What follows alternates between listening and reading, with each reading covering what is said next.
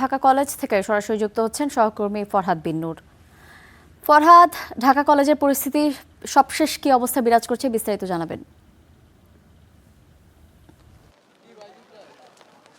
হিমা, ধন্যবাদ আপনাকে। আমরা দেখছি যে এই বৃষ্টি শুরু হয়েছে, এই বৃষ্টির মধ্যেই ঢাকা কলেজের ছাত্রদল এবং ছাত্র অধিকার পরিষদের যেসব নেতাকর্মীরা রয়েছে তারা কিন্তু কলেজের যে শহীদ মিনার রয়েছে সেখানে জড়ো হতে শুরু করেছে। তারা একটু পরই একটা মিছিল বের করবে, যেটি ছাত্র শিবিরের বিরুদ্ধে। তারা বলছে যে ছাত্র শিবিরের সন্ত্রাসী কার্যক্রম বন্ধের জন্য তারা এই মিছিলটি তারা এখান থেকে আজকে বের করবে। এবং একটি বিষয় যদি বলি, আপনাকে একটু দেখাতেও চাই ইমা, একটু বলবো যে এখানে যেসব শিক্ষার্থীরা জড়ো হচ্ছেন তারা সবাই ছাত্র দল এবং ছাত্র অধিকার পরিষদের এবং এখানে এই ক্যাম্পাসে যারা সাংবাদিকতা করে তারাও রয়েছেন, বেশ কিছু গণমাধ্যম কর্মী রয়েছেন।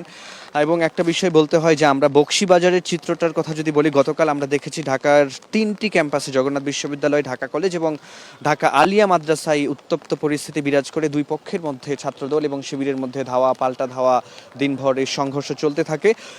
আজকে কিছুটা পরিস্থিতি স্বাভাবিক এবং বকশীবাজারে ছাত্র শিবিরের ছেলেদেরকে হল থেকে বের করে দেওয়ার অভিযোগ রয়েছে। তারা এখনো বাইরেই অবস্থান করছে, প্রশাসন তাদেরকে এখনো হলে ফিরতে দিচ্ছে না, এরকম অভিযোগ তারা করছে।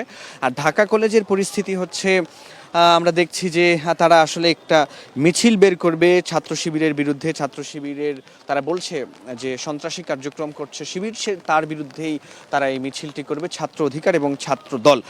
আর এর বাইরে জগন্নাথের পরিস্থিতি স্বাভাবিকই রয়েছে এখন পর্যন্ত। এই ছিল আমার কাছে সবশেষ তথ্য। ইমা, ফরহাদ, আপনাকে অসংখ্য ধন্যবাদ।